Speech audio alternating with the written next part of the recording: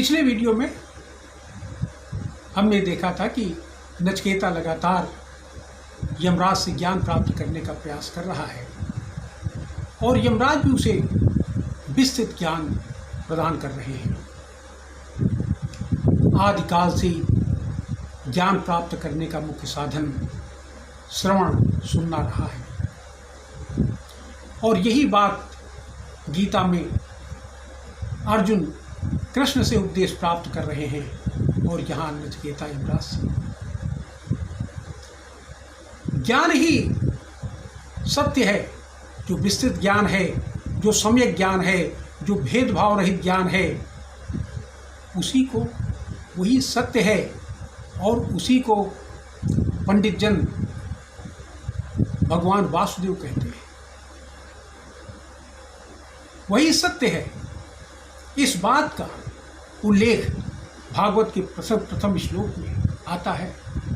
कहते सच्चिदानंद रूपाय विश्वोत्पत्ति आधेत्वे तापत्रय विनाशाय श्री कृष्णाय वयं नमः। कि भगवान का रूप कैसा है? सच्चिदानंद, वो सत्य है, वो चित्त है, वो कॉन्शियसनेस है और वो आनंद है, ब्लिस है।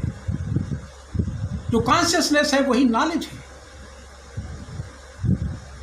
ये नॉलेज ही, यही आत्मा है, यही ज्ञान का स्रोत है। तो कहते हैं कि ज्ञान प्राप्त करने के लिए नचिकेता ललायित है और यमराज उसे बताते हुए कहते हैं कि ये जो आत्मा है, इसका शरीर जो है ये एक धाम है, ये घर है। इस पर ये श्लोक है कि पुरमेका 10 द्वार मजस्यावक्रचेसा अनुष्ठाय न सोचित विमुक्त से म्युच्यते। जो सरल शुद्ध चित्त वाला आत्मा है, ये जब 11 द्वार वाले शरीर को अपने अधिकार में लेता है तो ये न तो तब शोक करता है और जब इससे निकलता है ना तो तब शोक करता है। ये 11 द्वार वाला शरीर क्या है? इसमें 2 आँखें, 2 कान, 2 नाक, 1 मुंह, 2 अधोद्वार, रोमावलियां और 1 ब्रह्मरंध्र। ये 11 द्वार है। यही जानने की चीज है।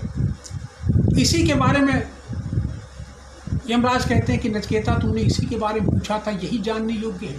फिर कहते हैं कि ऊर्ध्व प्राण मुन्ने तपानम प्रत्यज्ञशति मध्य बामन मासीनम विश्वदेवा उपास्ते। कि जब ये शरीर में प्रवेश करता है आत्मा,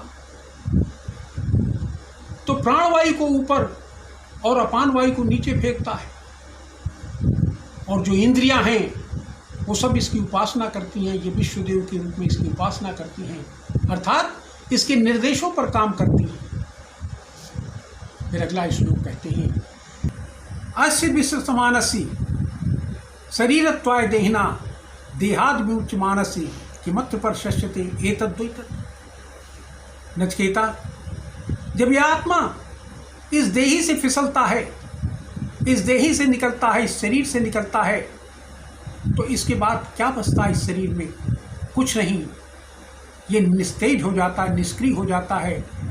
नचिकेता, यही जानने योग्य है। इसी के विषय में तुमने पूछा था। फिर आगे कहते हैं, नचिकेता से कहते हैं कि यह मनुष्य अनेक योनियों में पैदा होता है, तो किस योनि में पैदा होगा ये कैसे जानते हैं? तो यमराज बताते हैं कि योनि मन्नये प्रपद्यन्ते शरीरत्वाय देहिना स्थान मन्नये अनुसयन्ति यथा कर्म यथा सुतम। मनुष्य का जन्म 84 लाख योनियों में होता है। इन 84 लाख योनियों में किस योनि में जन्म लेगा, इसे कैसे जानते हैं? यमराज कहते हैं कि यथा कर्म यथा सुतम, जैसा कर्म करोगे वैसा ही उसी योनि में तुम्हारा जन्म होगा। अच्छे कर्म करोगे दैव योनि मिलेगी, अच्छे कर्म करोगे मनुष्य योनि मिलेगी, लेकिन अगर निकृष्ट कर्म करोगे तो निम्न योनियों में तुम्हें जन्म मिलेगा। यही जानने योग्य है। इसी के बारे में तुमने पूछा था नचिकेता, यही जानने योग्य है। यहाँ पर हम विराम देते हैं। इसके आगे की वार्ता अगले वीडियो में करेंगे। नमस्कार, धन्यवाद।